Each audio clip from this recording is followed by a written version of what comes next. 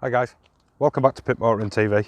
So this week we've got another MG, and this week we're taking a look at their first ever hybrid car, which is the MG HS plug-in hybrid. Now, when you think of a plug-in hybrid, a larger SUV, you're looking at the likes of the Toyota Rav4, Kia Sportage, Mazda CX-5. They're all really good cars, but they're very expensive. Whereas this is where MG's offering comes in. Now this exclusive that we're in today comes in at 32 grand. That's right, it's a bargain. But what's it like? I mean, the interior is up there with the likes of the Toyota and the Kia. But what's it like to drive? So that's what we're going to be taking a look at today. So if you want to find out more, stay tuned.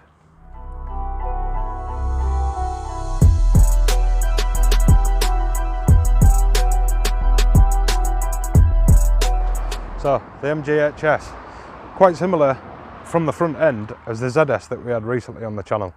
Now if you want to check that out, I'll pop a little banner thing up there, you can check that out. But these curved front headlights, really nice. They're full LED headlights, they are automatic as well. You've got your fog lights down the front. That really nice looking front grille like we've seen on the ZS before. And down here you've got your little sensor radar for your adaptive cruise control. But yeah, it's a really Mazda-esque and Jaguar looking front end. It's a nice aggressive front end, and I like the way it's styled, and in this black it looks absolutely stunning. It's nice little chrome bits of trim around the grille and the fog lights. You've got your little plastic arch trims down the side and on the arches, so obviously stop people knocking your car when you're in a car park. Now the HS comes standard on 18-inch alloy wheels. Now if you ask me, they look really smart. I really like them. You've got the really nice mirrors, you've got your little cameras under here for the 360-degree camera. Now the Excite comes in at just under 30 grand. Now I mean, that really is a bargain, and you get the adaptive cruise control, you get your automatic headlights, you get your 10.1-inch infotainment system. It's packed full of kit, but this exclusive is the top spec model, and you get a few extras which we'll go through in a little bit. But I mean, looking down the side and the front looks really nice. So we'll take a look around the back, have a look in the boot, because that's really practical. But yeah, let's carry on, see what it's like. So around the back, bit similar again to the ZS with the split rear tail lights, part in the boot lid and then wrap around the side of the car. Obviously the PHEV letting you know it's the plug-in hybrid model. But yeah, it looks really nice again with the silver trim and the chrome. Now, getting a bit Matt Watson cars here-ish from CarWow. They are real exhaust pipes. They're not these fake ones that you find on a few cars. But on this exclusive model, one thing that you do get as standard with the exclusive is an electric boot.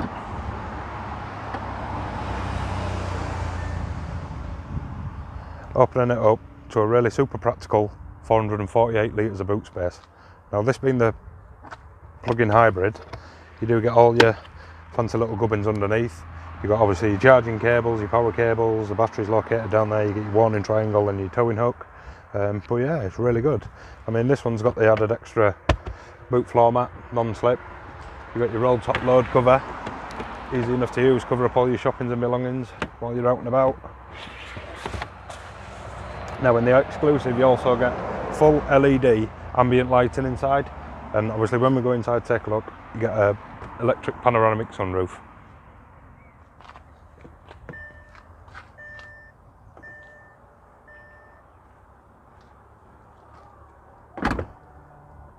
So let's go ahead and take a look inside.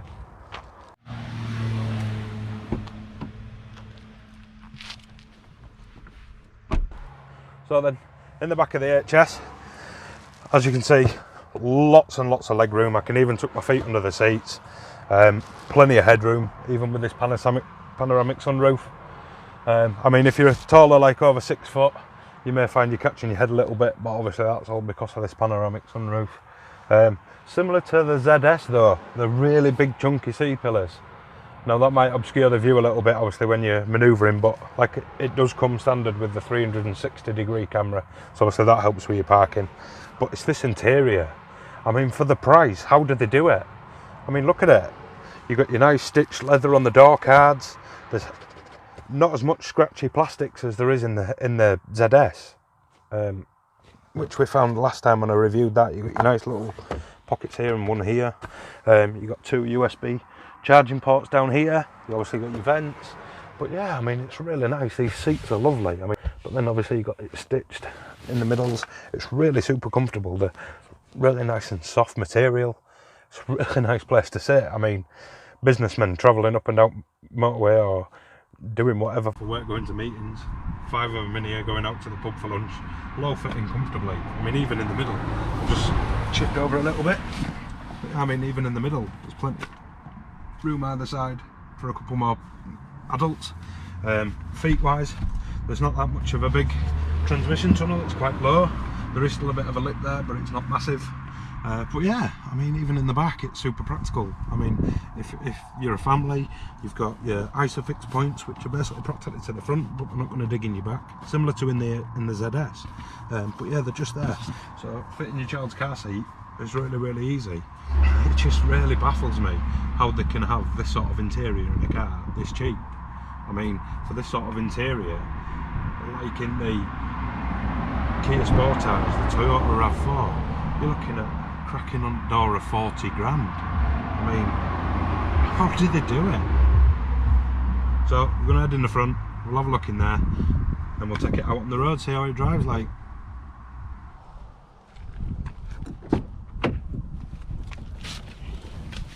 I mean, even in the front, like I say, I really like these seats. They're really comfortable. They've got nice sticky out bolsters that cuddle you really nicely. I mean, it's like a cold Friday night sat in front of a fire with a film and your other half just getting snug up. It's really nice. But yeah, same again on the door cards, really nicely trimmed with the leather, obviously the brushed silver, same with the buttons. All your steering wheel controls are nice and easy to get to, similar to in the ZS. Obviously the leather trimmed dash, I mean, even on top of the dash it's not scratchy plastics. Steering wheel is really nice, you can get a nice grip of it. I like the flat bottom, that's really nice. Your cruise control down here, it is adaptive cruise control, and that comes standard on both the XI and the Exclusive. But yeah, I mean, it's really, really nice. I mean, you've got this brushed aluminium type around the gear selector. I mean, in here, pop that up, I'll show you in a minute. You've got USB charging ports and obviously connectivity for your Android Auto and Apple CarPlay, which comes standard on the ZS and the HS. This is a automatic transmission, so with it being the plug-in hybrid, you have, I think it's either 6 or 7 speed auto for the petrol motor, but then with the electric motor you get an extra 4 speeds, so it's a 10 speed automatic transmission. Same again, there's plenty of loads of storage, like a little coin tray. You've got 2 nice decent sized cup holders, one where you can put your key. Obviously it's a keyless entry and obviously keyless start. Door bins are really nice and big. I mean, down here is where you find your scratchy plastics, but lower down you're not really going to notice them. It's all up here where you're going to notice it most, and it's nice and soft. Glove box, nice size glove box. Got plenty of storage in there. Now on the HS the seats are electrically adjusted, electrically adjustable should I say. But yeah, I mean, heated as well, heated leathers. 30 odd grand. How do they do it? Really, it's shocking. But it's a really nice car. You get a really nice seating position. There's plenty of adjustability in the seat. Now, similar to the ZS that we had the other week, this is different. You can have the reach adjustment and obviously your height, so you've got plenty of manoeuvrability in your steering wheel. Now the electric panoramic sunroof in the HS, let's get the cover back. Actually works really well. It's not too slow, but it's not too fast either. It's easy to use. There's just a couple of buttons on the up near the interior lights there. It's cover open, really brightens it up inside the cabin. Have it slid up on a tilt, or on those really hot summer days you can have it slid all the way back. Won't keep it open for too long because it's raining. It'll be typical great British summer weather,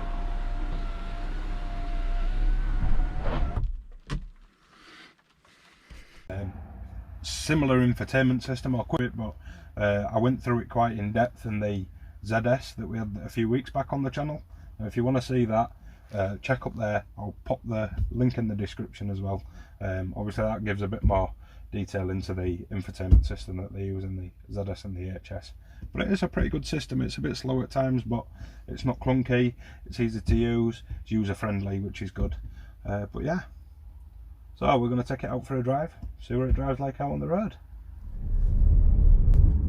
So then, we're out on the road in the HS. Driving wise, it's really nice. The only problem though is you don't feel connected to the road. Obviously when you're going around a few bends, I mean I'm on a bit of a V road here, 60-mile-an-hour road, but yeah, there's not much feel in the steering. I mean, it goes around the corner as well, it doesn't roll so much. Obviously the seats are nice and supportive, so you don't run around in the seat as much either. There's a little bit of body roll, but not a great deal. But yeah, I mean the engine's really smooth. I mean, get it up into those higher revs a little bit. I mean, you can hear it now. It does get a bit noisy, which is a bit of a shame. But otherwise, I mean, driving around, the little automatic braking and the one pedal braking works really well. It's not really harsh and grippy. The changes are nice and smooth. Downshifting is might take a bit of an age. I mean, I'll stick my foot down now, 50 mile an hour. It don't kick down the quickest, but still, I mean, for an everyday commuter, an everyday daily driver and family car, it's perfect. I mean, it drives really nice, it's comfortable, it's not bouncy like the ZS is over uneven roads and bumps. I mean, the seats are really soft and it soaks up the potholes well. But the ZS, it seemed to roll quite a bit when you hit the uneven roads and bounce around quite a little bit. But this, it's really nice. It just floats over and soaks up nicely. Cruise control, you do that from this little stop down here. You set it. You can get a little function up on the dash here. You can set the distance you want between the car in front, and obviously set your speeds, and that does it all for you. But yeah, I mean, it's really nice to drive. I actually really enjoyed it. But I mean, it's yeah, again, for a car that drives like this, with an interior like this, that looks the way it does, and the kit that you get, how can they do it for 30 grand? I mean, that's the MG's main selling point, is its affordability. I mean, it's super practical. It's just perfect. It's ideal. Big boot, spacious in the back, very spacious in the front. You got lots of room. You got plenty of adjustability in your steering wheel and your seats, which is really nice. Brake pedal, it's not overly bitey. It doesn't bite and sort of like snap you forward. Obviously, when you put your foot down on the brakes, it's nice and smooth. But yeah, I mean, it's really nice. I mean, you've got your digital radio that comes as standard.